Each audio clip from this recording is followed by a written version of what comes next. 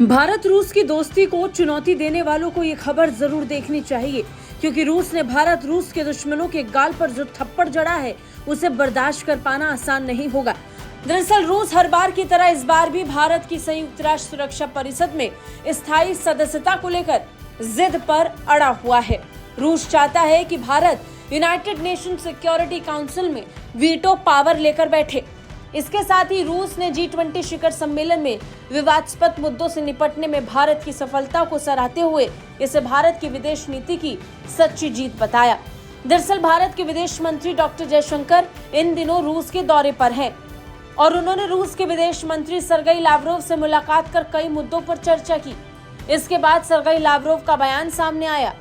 Sergei Lavrov ने अपने समकक्ष डॉक्टर एस जयशंकर के साथ बातचीत के बाद कहा कि हम संयुक्त राष्ट्र सुरक्षा परिषद में स्थायी सदस्य के रूप में शामिल होने के लिए भारत की उम्मीदवारी का समर्थन करते हैं। इस साल की शुरुआत में नई दिल्ली में हुआ G20 शिखर सम्मेलन भारत की विदेश नीति की सच्ची जीत थी। ये बहुप्रतीक्षीय कूटनीति की जीत थी जो निर्णायक हद तक संभव हो पाई। बता दें कि सुरक्षा परिषद में 5 स्थायी और 10 अस्थायी सदस्य होते हैं। भारत लंबे समय से UNSC में स्थायी सदस्यता की मांग कर रहा है और दुनिया की बदलती वास्तविकताओं के अनुरूप संयुक्त राष्ट्र में सुधार की जोरदार मांग भी करता आया है। UNSC के 5 स्थायी सदस्य ब्रिटेन, चीन, रूस, अमेरिका और फ्रांस हैं और केवल इन स्थायी सदस्यों के पास है स्पेशल पावर यानी वीटो की ताकत। अब आपको बताते हैं कि वीटो पावर क्या है।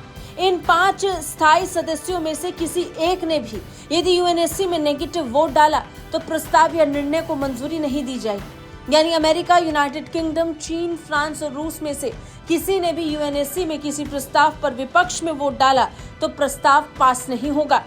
रूस के विदेश मंत्री सर्गेई लावरोव ने मॉस्को में अपने भारतीय समकक्ष डॉक्टर जयशंकर के साथ बातचीत की और बातचीत के बाद संयुक्त राष्ट्र में भारत की स्थायी सदस्यता का समर्थन किया।